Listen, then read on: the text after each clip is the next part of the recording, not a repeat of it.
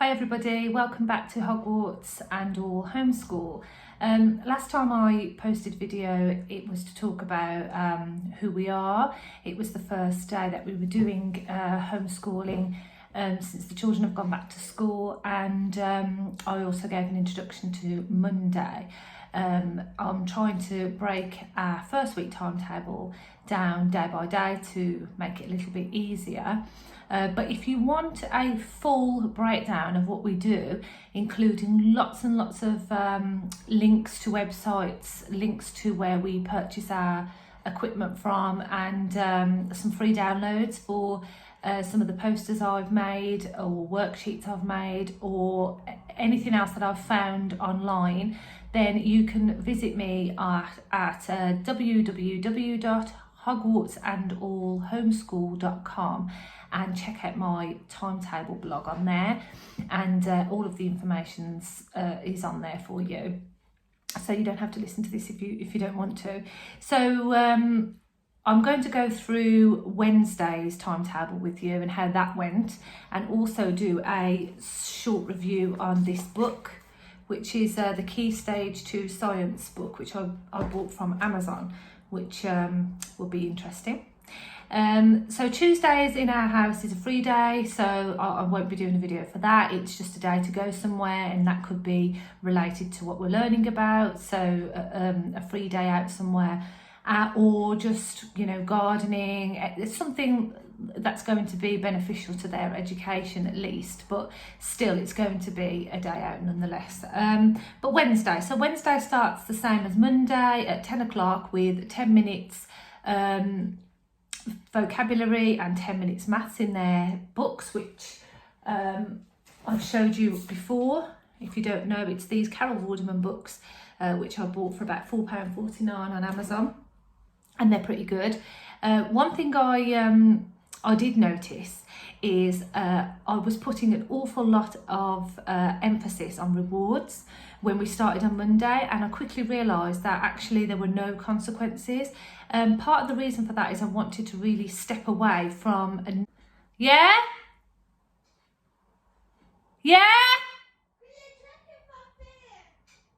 Well, you should know, Kai, there should be no pasta on your plate. Let's have a look.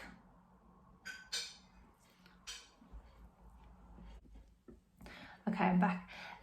Sorry. So, yeah, consequences. So they're supposed to do 10 minutes in each book, and I'm not supervising them when they do it, although they are constantly asking for help, so I might as well be. And then what does 10 minutes look like? So I realised that I needed to be explicit, and I expect them to do at least 2 pages, which is that much. Okay, that should really be about 10 minutes, or at least 1.5 pages if I agree that the work was particularly difficult. And then also they were not filling in, so what we've got here are if you've watched my Monday video, it was talking about Hamlet. It was talking about Hamlet, and I've pre-written some questions. There's only 5 questions, and where the black lines are is where they need to write up to. So on here, there is no more than 1, 2, 3, 4. 4 is the most amount of lines they need to write. And they weren't doing that. So for me, there has to be a consequence, because they can't be getting away with just doing very little. And so the consequence was they aren't going to do the amount of work that's required. They'll have to stay over at their morning or their afternoon session and then finish it off. So that's what we've introduced. Interestingly, and I'm going to digress a little bit here. One of my children isn't actually biologically mine. He's been with us for 4 years, and we are his legal guardians. He is a blood relative, and so he doesn't talk about his feelings very often, well, if at all. So I think sometimes if you've got an opportunity to tease weaknesses out of your children that you want to you want them to grow with, and for me I want him to be able to start being more open and talk about his feelings, then if you can do that somewhere within their learning, it's a really good thing to do. So one of the questions I asked in his book was, have you ever experienced the loss of a person, pet or important thing, and how did that make you feel? And the reason for that was, obviously he has, and I just wanted to see what he would do. Interestingly, he didn't. He just wrote down, it made me feel upset when I lost my cat, and nothing at all about what you would expect him to say. So that's something that I think you just have to continue with and work on, and I will stealthily add into work wherever I can to try to get that drawn out of him. Anyway, moving on. So we did our 10 minutes of each, and then our your choice activities, so the free choice session, which is 10:30 till 12. Again, I found that because they have their iPads and they're allowed to pick BBC Bite Size, TT Rockstars or Scratch Coding on there, that they mysteriously were choosing the iPad as the activities of choice, and that's not what I want. So luckily for me, I'd included a section on their reward chart which said that if they complete 3 online activities a week, they get a star. So instead of using negative behaviour, negative language, and saying things like, you know, you can't go on your iPad, you haven't spent enough time doing other activities, because the whole point is that it's free choice and they pick. I simply said, oh, brilliant, you've achieved your 3 activities on the iPad for the week, so next time you come up with free choice, you don't need to bring the iPad with you. So they can't really argue, and I haven't told them off. That means they'll be doing something different on Friday when they come up. The next thing on our agenda was science. Okay, this was interesting. So I bought these Key Stage 2, Collins KS2 Science books from Amazon, and I have to say, when I opened the book and started to read it, I was a little bit, what the hell? Are kids really reading stuff like this in school? I mean, it was quite overwhelming, to be honest with you. It was quite intense. So the first part of the book is about what science is. So what are we doing with our investigation? So it is about asking what we start with. We start with a question. The whole purpose is we want to know something, and that's why we're going to do an experiment. And then talking about what that question is. The question is an inquiry, and then it goes on to, right, now you need to plan on what you're going to do to get the answer to that question, which is called the method. And then it goes into what materials you need. Then you need to take measurements. So what materials would you need for measurements? And then about observing, recording data, variables, fair tests, etc.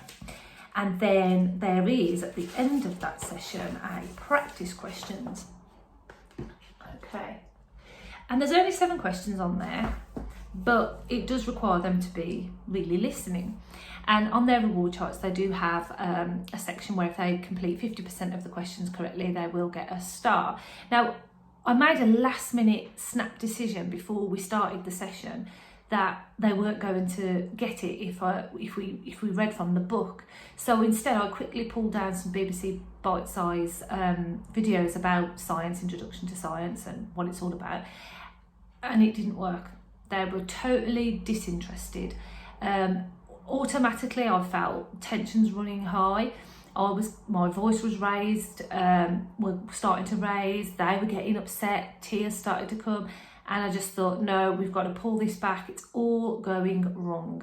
Why they weren't interested? I think maybe even though it was aimed at their age, it was a bit too young, and they weren't engaging in it. So after all that faff, we went back to the book anyway. But what I did do was I bought them some exercise books, and I made them go to the back of the book and write down notes as I read to them. So I didn't read word for word. I summarised what was going on in the book to make it simpler for them to understand. And then as we went, I made them write notes in the back of their book. And note writing is something of an art that they're going to have to learn too. So things like we wrote question, which means inquiry, plan, which means method, just little jotted notes like that. So this time, because I'd already had to go after the BBC bite size of the questions and just couldn't do them, so when we went to the questions this time, they could answer some of them, most of them. So I probably underestimated their ability a little bit, and actually the book is a good guide, so I would recommend it. But what I've realised is the fun part came when we started planting seeds. We planted cress seeds, and that's our experiment. To see whether they germinate, better in light or shade. So I think for me, I'm going to put a little bit more planning into the next time we do science, and I'm going to try to think of the next practice questions, the answers to those questions, and give them the answers through the experiment rather than reading anything and just talking as we do the work. So it's going to be more of a real hands-on activity and no sitting down writing and reading, and see if that works better for them. I think the whole point of doing a timetable and homeschooling is that you have to be flexible. It's going to bend, change and sway, and you've got to let it. Don't be bogged down by times and details, and don't worry if it doesn't go to plan. That's the whole point. You're learning, they're learning. You can change it to suit, so don't worry. And that's what we're going to try next time. Now, because of the reading faff on Monday, there was a section of BBC Bite Size we didn't get to watch, which was about the Anglo-Saxons, so I managed to slip that into Wednesday. But we were meant to start making a sundial, wooden sundials, and we didn't get round to that. So that will have to be slipped into Friday's free choice. So we've ended up running a little bit behind, but I think that's fine. It doesn't matter. You can always plan those activities back in somewhere else. And that's the point. Just, it doesn't matter. So don't stress about it. Don't let them stress about it. Just carry on and put those activities in wherever else you can. After that, we were meant to do some Connects building, but obviously we'd run behind, so we couldn't. Then it was Khan Academy. Wow, I have to say this was the highlight of my day. Khan Academy, when I very first looked at it, I was a little bit like, oh, it's very difficult, and it isn't, easy, especially if you're not very good at maths, and I am very not good at maths. But as I've explained in my blog, there is a challenge you can do to begin with, your children can do, and then you can judge where they are. Now, it doesn't actually come up with something that says, no, they need to be at this level. You kind of have to really work that out yourself. And they'd done their test on grade 4, but it was clearly too difficult, so we moved them to grade 3.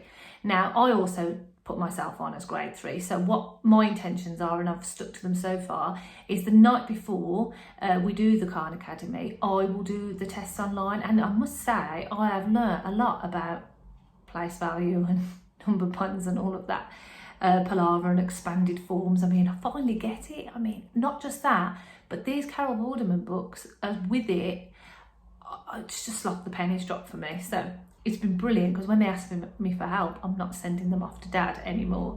So Khan Academy, well, it was brilliant because they get mastery points, which they've clocked on to and they love, once they're completing certain levels. Now, we're on addition and subtraction at the moment, and they've almost finished, and they'll get a star for that, then they'll move to the next section. It is a bit of a website to navigate yourself around. The app's a lot easier to use. So I think what I'm going to do is I'm going to try to do a review, a separate post about Khan Academy to try to show you how to use it. I mean, it's not going to be perfect, I don't think, because I'm still winging my way through it at the moment, but I will do another post for Khan Academy. But that was fantastic. They finished the day feeling full of confidence and vigour, so I was really pleased about that. And then that finished the day, really. So the next time, I mean, today's Thursday, so today will always be a short day. We did Spanish this morning, so our time is 9 till 9:45, and then we did, I mean, I'll be posting about it on the blog. It was brilliant. We had so much fun singing along to all of the Spanish numbers, and we learned a lot. There's a really funny video. I don't think it's meant to be funny. It's just the amount of repetition for the colours, and they were laughing their heads off, and we found it brilliant. But I have to say, I know some Spanish colours now. I'm pretty confident with quite a few phrases and also the numbers, and that's just in 45 minutes. So that was really positive today. And then we've been shopping. I do shop for my mother-in-law on a Thursday and myself, but I've been, since lockdown, I've been part of a community volunteer group, so I've still got some people that I would go shopping for. I try to do a lot of it online, but it doesn't always come. So I use the opportunity to take them to Lidl. They use the little kiddie shopping trolleys. They each had their own list, a calculator and a pen. So as we went round today, they had to find the items, they had to write the prices next to them, and then at the end calculate them all with a calculator, because I actually think it's quite important that children know how to use a calculator, because the reality is, with all of this arithmetic and algebra and whatever, they're just going to use a calculator anyway one day. They're built into your phones.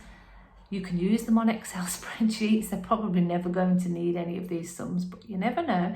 So teach them how to use a calculator, which is just as important. I do hide them away though, so they don't cheat when they're in the BBR, the big brained room. So yes, we did that today. They helped me bring it in and put it away. We've just had lunch, and now we're going to go, because our libraries are still closed, we're going to pop to a charity shop which is close by, and it's a charity shop just for children and babies, and pick out some books. And then I will post again on Friday's day. So if you want to follow me, please visit the website www.hogwartsandorhomeschool.com, or Instagram. You can find me on there too, which is hogwarts.and.or.homeschool. All right, take care. Bye bye.